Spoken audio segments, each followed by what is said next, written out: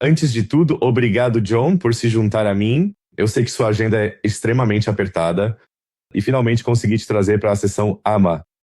Esta é uma das boas. Todas são ótimas, mas esta é uma das mais importantes porque é focada nas contribuições da comunidade e no programa de recompensas. E, bom, antes de mais nada, gostaria de pedir que você falasse um pouco sobre você e como entrou no projeto. Em si, Claro.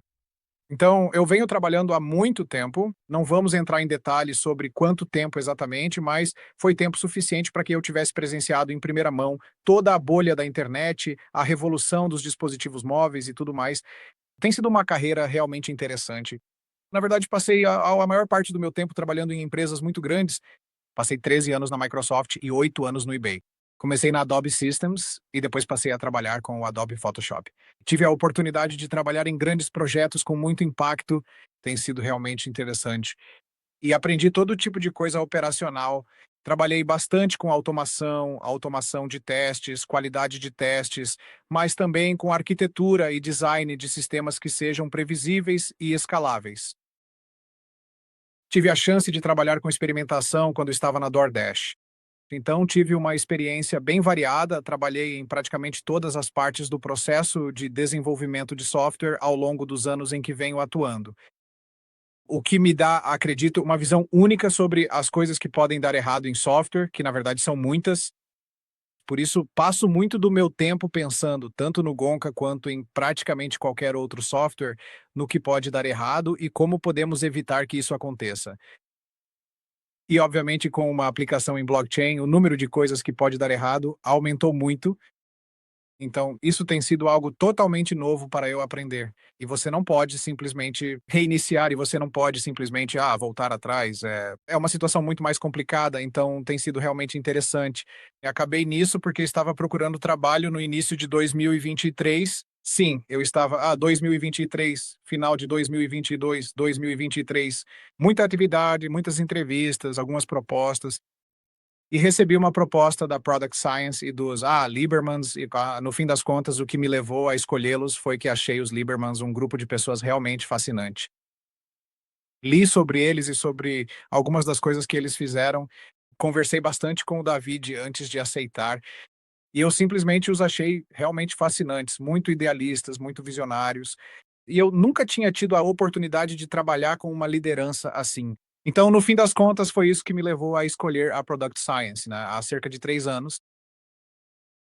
Quando o nosso primeiro produto não estava funcionando como queríamos, nós fomos e tentamos esse novo caminho entrando no blockchain. E isso foi uma surpresa para mim, mas sabe de uma coisa? Eu fiquei animado. E à medida que seguimos por esse caminho, fiquei cada vez mais animado e cada vez mais motivado com o que estamos tentando fazer aqui. E apresentei sobre isso na Korean Blockchain Week. Tive a oportunidade de falar sobre o que isso significava para mim. Temos visto tanta centralização e tanto controle sobre, francamente, nossas vidas diárias, e psicologia e todo tipo de coisa, controlados por essas grandes empresas que controlam tudo, estabelecem as regras, mudam as coisas para nós sem nossa permissão e fazem todo esse trabalho. E aqui estamos basicamente tentando combater isso. Estamos tentando dizer, sabe, de uma coisa, vamos fazer da IA algo diferente, vamos fazer da IA algo que eles não controlem. E quero dizer, eu não poderia pedir mais nada. Sempre que conto às pessoas o que faço, fico realmente empolgado, porque é como se fosse a primeira vez que consigo trabalhar em algo no qual realmente acredito. E isso tem sido um grande privilégio. Além disso, claro, como engenheiro, acho todo esse campo fascinante. Eu realmente gostei do trabalho aqui. bem, vou ser absolutamente honesto. Eu ouvi, antes de tudo, ouvimos um pouco da sua apresentação sobre carreira na Blockchain Week do ano passado, e isso foi algo que me inspirou muito, porque da última vez os logos da Microsoft, Adobe e atrás de você não estavam desfocados. E eu consegui vê-los claramente. Então, muito obrigado pela sua apresentação. E preciso dizer que, para mim, a opinião de alguém que já viu de tudo e acabou chegando aqui é sempre extremamente valiosa. Podemos passar para as perguntas? Tem perguntas? Sim. Gostaria de começar pelo fato de que você mencionou para mim anteriormente que gostaria de mostrar uma demonstração ao vivo do que preparou recentemente. E isso está intimamente ligado à necessidade de contribuição da comunidade e, de forma geral, ao programa de recompensas. Se você pudesse. Obrigado. Claro. Deixe-me dar uma olhada nas minhas luzes aqui.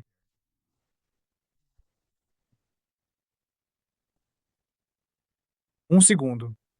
Deixar. Você pode compartilhar isso comigo, por favor.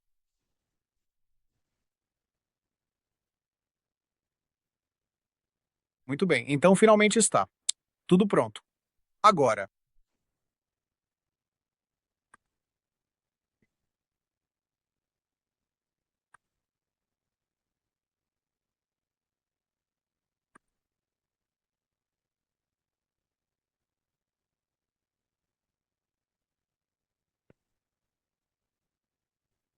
deveríamos ter feito isso antes, já passou da hora. Como faço? Eu sou.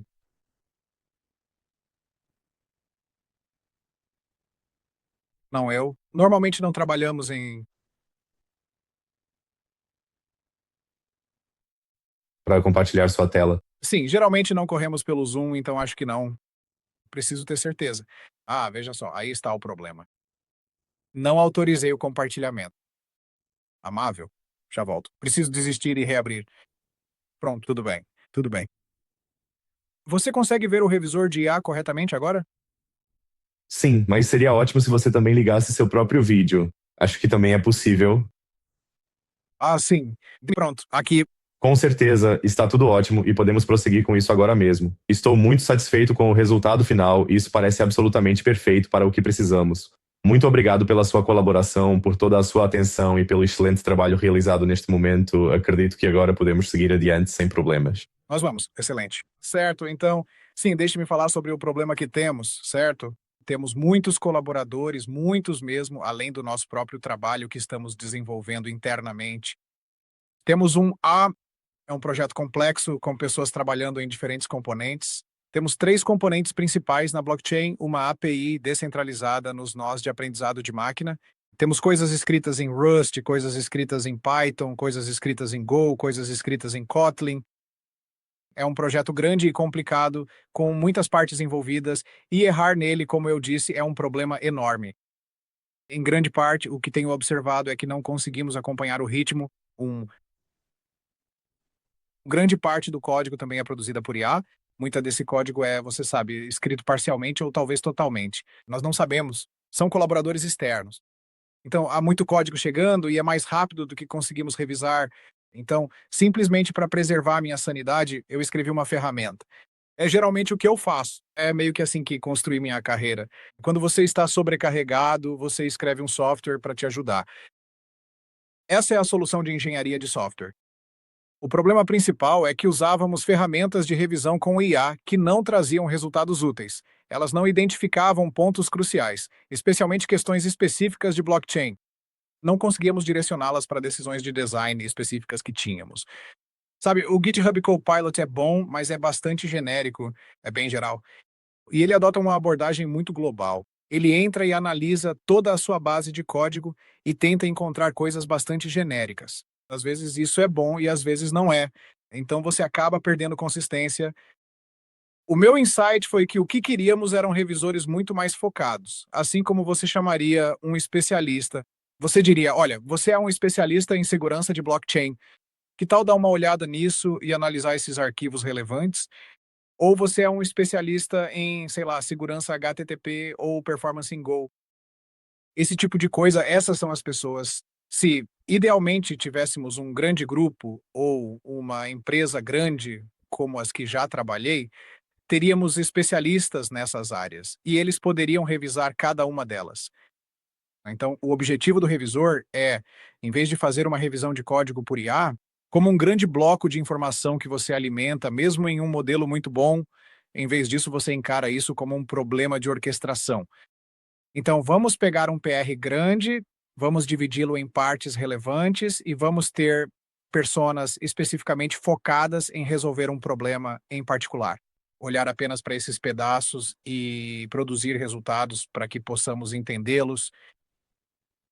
Essa era realmente a visão que eu tinha por trás disso. Isso fez muito sentido no contexto do Gonka. Então, o que eu criei foi o revisor de IA. Agora ele está público no nosso, você sabe, Gonka AI/AI Reviewer no GitHub. Acabou de ser lançado. Você pode ler a documentação. Este é o arquivo README. É basicamente apenas uma ferramenta de linha de comando, CLI. Ela vai exigir, você sabe, algumas coisas, como ter o comando do GitHub. Ferramenta CLI do GitHub para poder acessar o GitHub e comparar as notas. A principal função que eu tenho usado para isso é comparar, é revisar PRs individuais. Então você fornece o número de um PR, ele vai, pega o diff, obtém contexto adicional. E ele alimenta isso para cada uma das personas. Então produz um resultado. Para descrever todo o fluxo. Bem, deixe-me mostrar algumas das personas que temos para o GitHub, desculpe, para o Gonka. Na verdade, temos bastante personas. Então, vemos aqui que temos algumas sobre a bridge, outras sobre os arquivos de build, algumas sobre o código Kotlin que temos, né, o framework de logging, etc. Deixe-me mostrar só uma, como a mais importante, por exemplo, que é o nosso consenso. Então, esta é uma persona. A persona começa com um ID que identifica a persona. Uma categoria de modelo, vou falar mais sobre isso, mas é assim que decidimos qual modelo vamos usar quando executamos essa persona. E então filtros, muitos filtros. Isso é apenas uma amostra dos filtros que temos. Diz assim, ei, vou visualizar todos os arquivos Go. Se você alterar um arquivo Go dentro da cadeia de inferência, devemos alimentá-lo para o consenso. Então é assim que restringimos nosso escopo, certo? Dizemos que não vamos nos preocupar com o código de teste, não vamos nos preocupar com a API descentralizada, vamos nos preocupar com o código de consenso. Quando qualquer alteração afetar o código de consenso, vamos executar essa persona com todas essas mudanças, anotadas com informações adicionais, sobre as quais falaremos em 1 minuto, e então ela vai seguir as instruções que temos aqui no arquivo MD, gerando issues conforme apropriado.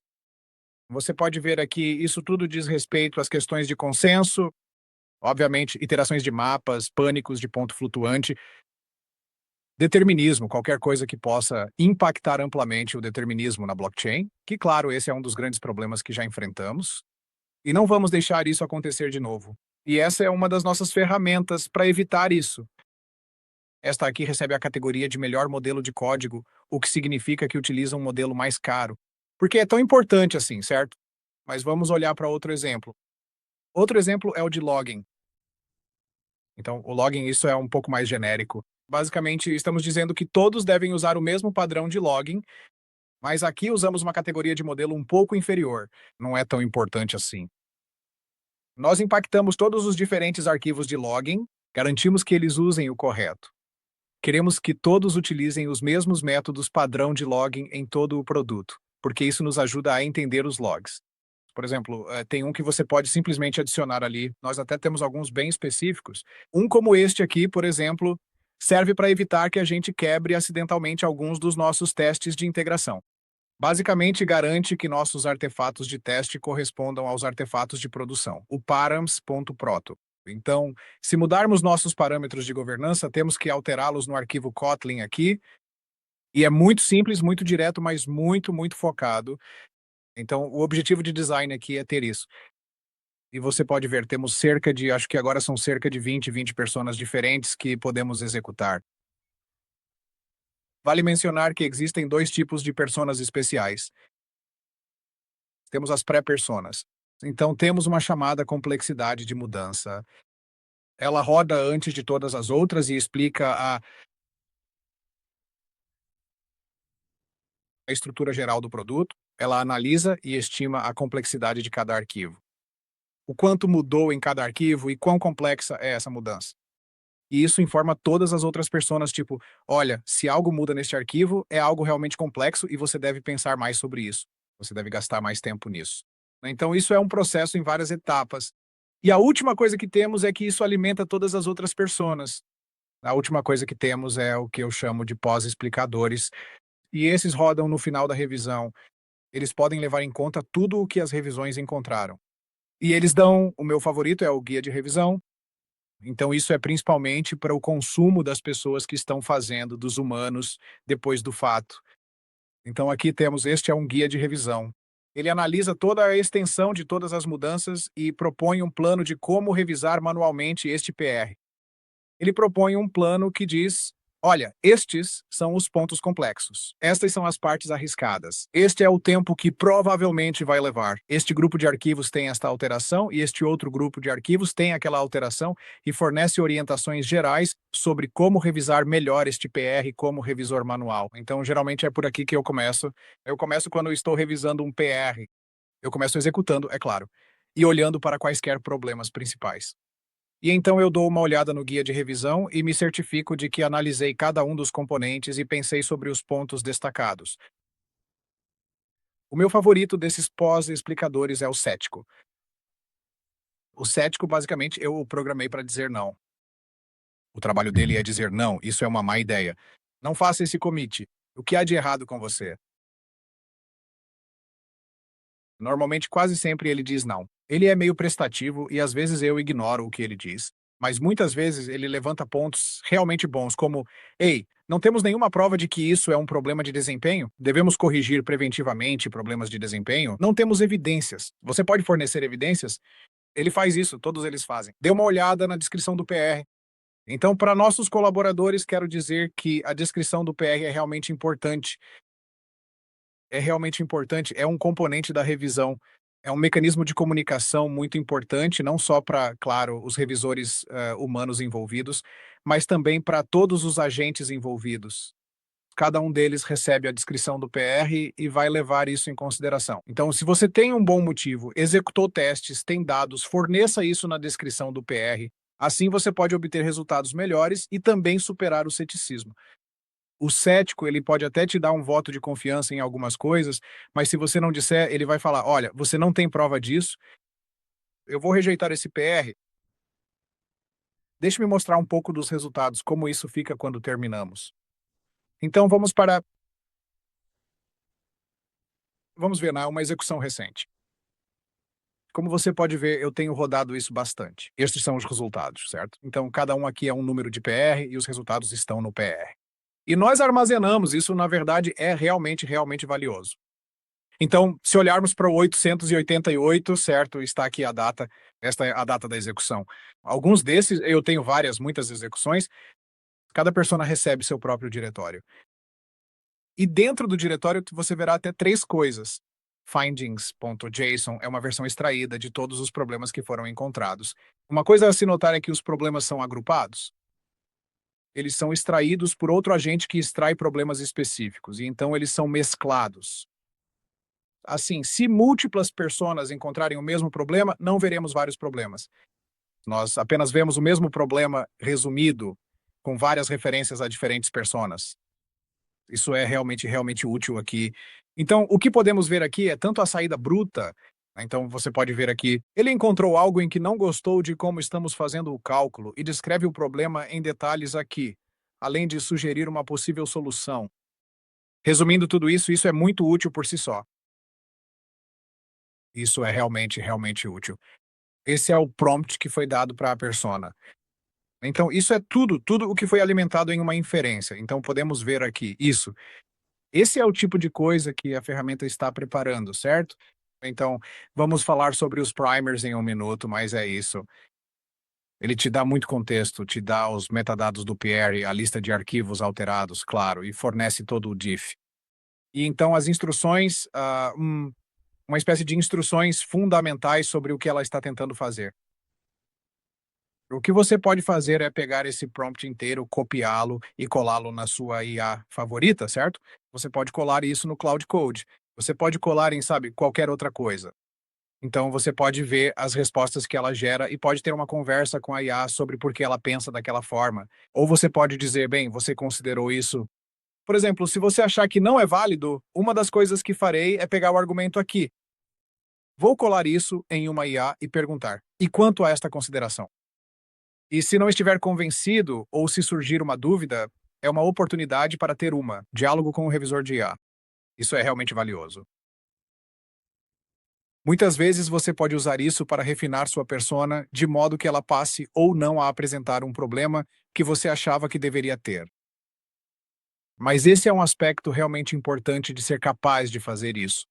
Eu gostaria de, teoricamente, você também poderia ter a resposta, certo? Então você tem o prompt MD e tem o MD bruto, que é a resposta que você tem inicialmente. Então eu não configurei isso, mas você poderia, em teoria, simplesmente continuar a conversa. A partir da resposta que ela já encontrou e refiná-la a partir daí. Mas isso fica para outro dia. Posso te perguntar rapidamente quanto tempo leva para aplicar todas as personas ao caso de uso? Por exemplo, só para rodar todas elas juntas? Sim, depende do tamanho, depende muito do tamanho do PR. Então, eu já vi levar de alguns minutos, tipo 1 minuto e meio, até já vi uma execução durar 10 minutos. Levou 10 minutos para rodar, todas as personas. E ele executa elas em paralelo também. A execução, acho que você pode definir o nível de concorrência, eu defini para 5. Então, o nível de concorrência faz com que rode 5 personas por vez, e mesmo assim, pode levar até 10 minutos.